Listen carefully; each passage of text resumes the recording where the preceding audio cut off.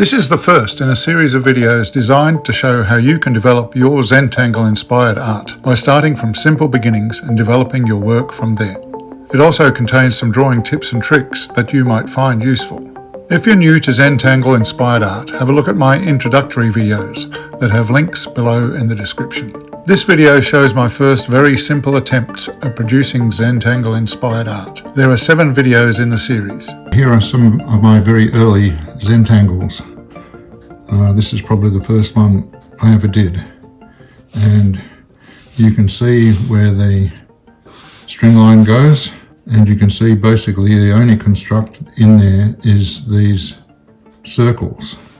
I put little dots inside the circles, and around the circles I drew what's commonly known as an aura, which is basically just an outline line that goes around the shape of all the circles and ties them in together. A couple of little spots in here where I could do aura lines in between the circles.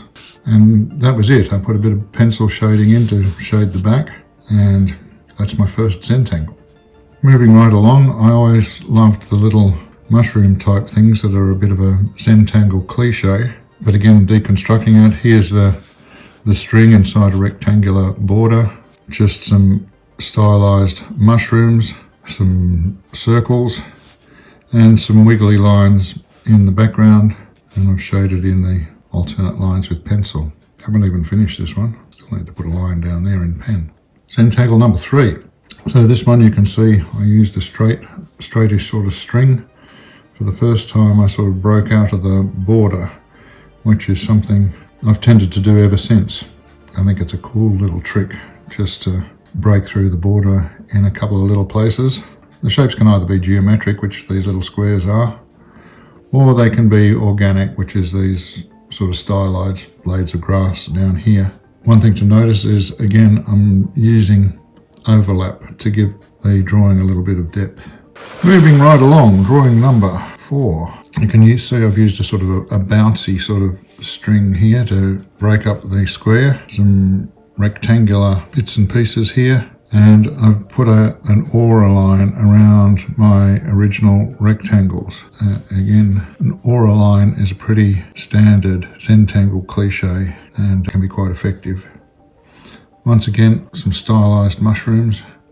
These ones are square, but they can be any shape you like really. The process for drawing a mushroom is quite simple.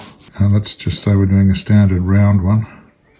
2 lines, a little arc across the top,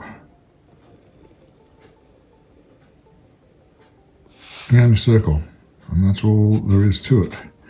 Now you can sort of have them standing side by side, again using a little bit of overlap here.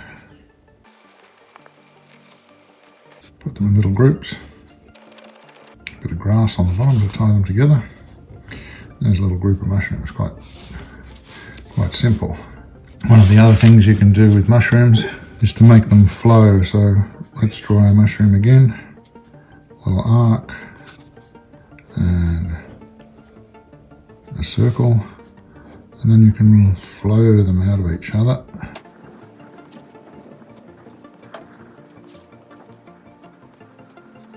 So that they extend to fill up a space.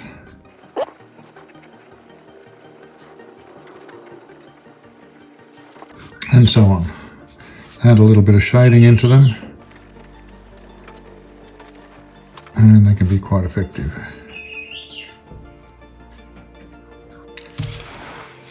Zentangle number 5. And here I've used a circular string and a straight line across there, and then just a few little pattern tangles. This one's a whole series of arcs with some interior arcs blacked out, some circles, some aura lines. I've got double aura lines on these circles. So first aura line's at the outside, and then here's the second aura line. And yeah, look, just a very basic tangle, that one. Thrown in a few birds for the first time. And last of my first page of Zentangles is this one. Again, you can see the strings I've used there. I'm using a flow pattern here with these leaves. I'm breaking out the border in a couple of places, and then these are just some blobby shapes, again surrounded by aura lines. Pretty simple, basic Zentangle, that one. And that's my first 6 Zentangles. Hopefully you get something out of that.